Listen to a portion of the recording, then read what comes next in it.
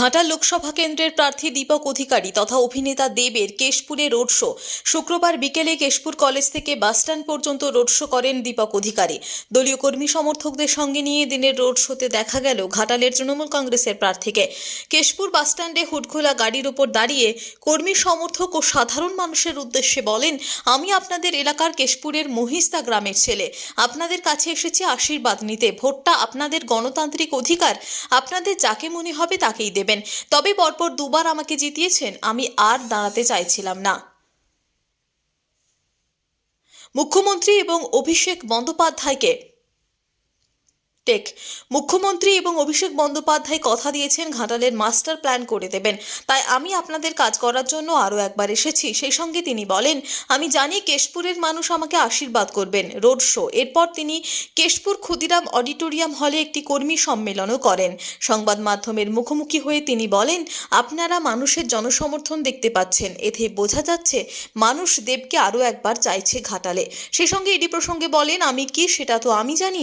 ED আমাকে যতবারই ডাকুক না কেন আমি ততবারই উপস্থিত হব। এজেন্সি থেকে লুকিয়ে থাকা যায় না।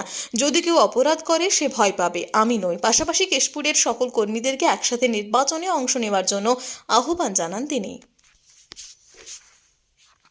রাজনীতি যখন ফেরত আসতেই হবে, যখন আমার রাজনীতির মধ্যে নামতেই হবে, তখন আমার মনে হলো যে কেন নয়, যাদের জন্য রাজনীতি করছি মানুষের জন্য, তাদের হয়ে একটা কাজটা করে দিই। তো দিদিকে আবদার করে বললাম ঘাটাল মাস্টার প্ল্যানের কথাটা যদি আপনারা করে দেন, সঙ্গে সঙ্গে হ্যাঁ বলে দিয়েছে। ঘাটাল আপনারা কি দেখলেন সেটা আমার জানা ইচ্ছে আছে। আপনারা কি দেখলেন কেশপুরে?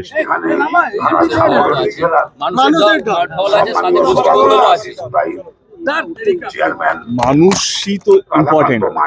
তো যেখানে যত দল বড় হবে তত গোষ্ঠীদ্বন্দ্ব হবে, সেটা সব দলেই আছে কম বেশি করে, তো সেটা থাকারই কথা। কিন্তু যেটার জন্য নির্বাচন, যাদের জন্য নির্বাচন, যাদের জন্য দল, সেটা হচ্ছে মানুষ। এবং মানুষের উৎসাহ, মানুষের পার্টিসিপেশন, মানুষের বিশ্বাস প্রার্থী এবং দলের প্রতি, সেটা আপনারা সবাই দেখলেন। মানে আজকে আমার মনে হয় কি, আমি কেশপুরে এর আগে যত মিছিল করেছি সমস্ত রেকর্ড আমার মনে ভেঙে দিয়ে আজকের মিছিলে যেই সংখ্যা মানুষ হয়েছে, আমার মনে হয় আপনাদেরও তাই মনে হয়েছে। মানে আজকে যেইভাবে মানুষের পার্টিসিপেশন ছিল, যত মানুষ আজকে এসেছিল, আমার মনে হয় না আমার আগে কোনো মিছিলে এত মানুষ এসছে। এবং আমার মনে হয় কি, যে গোষ্ঠীর কথা বলছি সেখানে আমার মনে হয় সবাই একসাথেই কাজ করছে।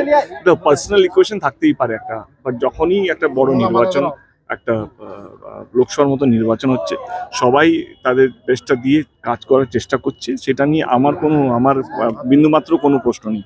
তোমার সামনেই বিশৃঙ্খলা, এটা নিয়ে কি কথা বলবে যাতে ভবিষ্যতে এরকম না হয়? দেখো, আমার মনে হয় যত আজকে যেই ভিড়টা ছিল এবং আমার গাড়ির সামনে এবং সবাই থাকতে চায়, এবং দেখো অন্য প্রার্থী আমি অ্যাজ এ প্রার্থীর মধ্যে পার্থক্য আছে, সবাই একটা ফ্যান মোমেন্টও থাকে এবং তার সে সবাই দেবের গাড়ির সঙ্গে থাকতে চায়।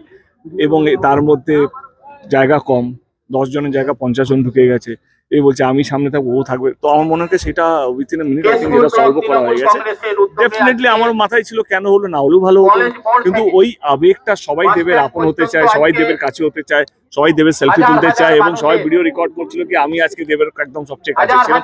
সেরকম একটা হতে পারে, বাট আমার মনে হয় হয়েছে, কিন্তু যত তাড়াতাড়ি সলভ হয়েছে সেটা নিয়ে আমি খুব খুশি ছিলাম আর কি। মানে তুমি যদি এটা রাখো উইথিন 2 মিনিটস পুরো ব্যাপারটা সলভ হয়েছে, তো আই থিঙ্ক এটা একটা আবেগ এত মানুষের মধ্যে, এটা একটা আবেগ কাজ করে। সেই আবেগের মধ্যে ছোটখাটো আমার মনে হয় কি ঘটনা হতে পারে। যদি না এটা বড় হতো তাহলে এটা একটা প্রশ্ন চিহ্ন থাকতো, এটা না হলেই ভালো হতো। বাট আমার এটা পুরোপুরি দেখে মনে হলো একটা আবেগ থেকে হয়েছে, দেবের গাড়ির সামনে কে থাকে সেটাই। আমি বলিনি, সাধারণ মানুষ যেটা আশাবাদী এখানে। দেখো আমার মনে হয় কেশপুর সব সময়, আমি এখানকার ভূমিপুত্র মোজদার ছেলে, তো কেশপুর আমার দুটো লোকসভায় ভরপুর আশীর্বাদ করেছে। মানুষের বিশ্বাস আমার প্রতি গত দুবারই ছিল, এবং আজকে প্রথম দিন কেশপুরে এলাম নির্বাচন অ্যানাউন্স হওয়ার পর। এবং আজকে যেভাবে তোমরাই বলছো যে ব্যাপক একটা ভিড় হয়েছে, ব্যাপক মানুষ রাস্তায় নেমেছিল, এবং রমজান মাস